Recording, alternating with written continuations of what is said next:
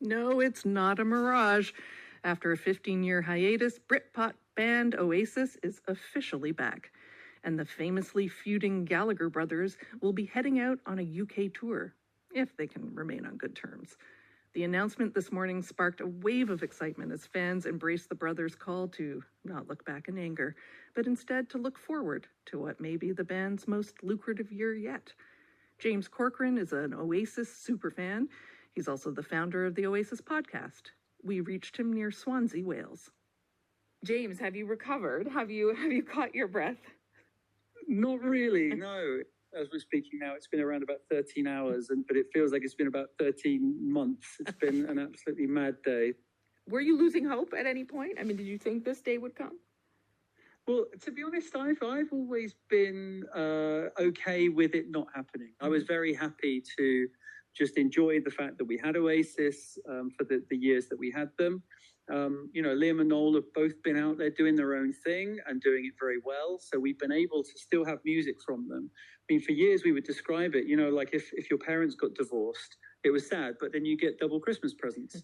And that was almost what it was like being an Oasis fan in those years. But that was really, it wasn't what we wanted. And now it is very, very exciting to have them back again. I have to admit, I did chuckle when I read part of their statement, quote, "The guns have fallen silent, the stars have aligned, the great wait is over, come see, it will not be televised," unquote. Not dramatic at all, but it certainly says, it's vintage Oasis, I think, whether you're Absolutely. A super fan or not, right? Yeah, no, absolutely. I loved that. They were never a band to sort of be shy about, how good they are or how important they are. They always, from day one, wanted to be the biggest and best band in the world. So time certainly hasn't dulled their egos, I guess we could say. But in terms of the acrimony, for those who just don't know the feud between these brothers, just give them a sense of what was at play here. The acrimony between them was a really important factor of the band from day one. The big stories were, there's these brothers and they fight all the time. And in a lot of ways, that's what drives the band and that's what makes it so special. But then it is what's drawn them, what pulled them apart in the end. Yeah, hopefully now there's been a few years and water under the bridge and they're back. Given what you said, though, that this was so integral to just the way the band was, the whole ethos of the band, did you ever think that this was just all part of that shtick, like an elaborate plan? Like they were thinking far ahead to this reunion? I don't think that's the case. I think that, it was genuinely, they haven't seen each other. I think they've seen each other like twice, very, very briefly, whether individually or their management companies or something, both kind of thought it will happen at some point.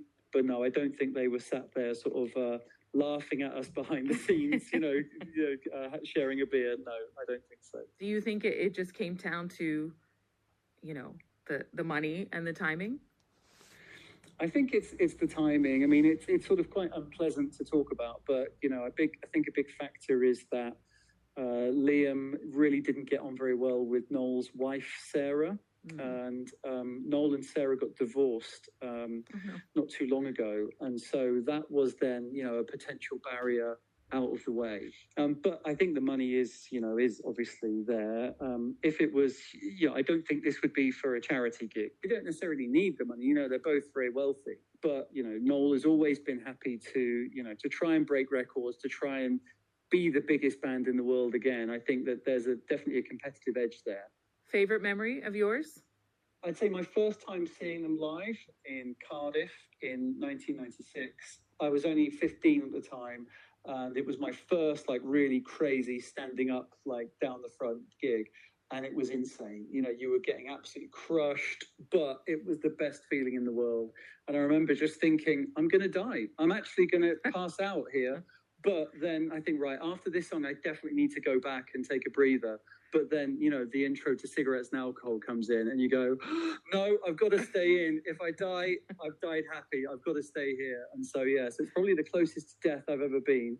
but it's the most elated, and I'm very excited that a whole new generation of 15-year-olds is going to get the chance to experience that. Well, we'll see if they love it as much as you and the other Oasis fans do, because certainly nostalgia is powerful.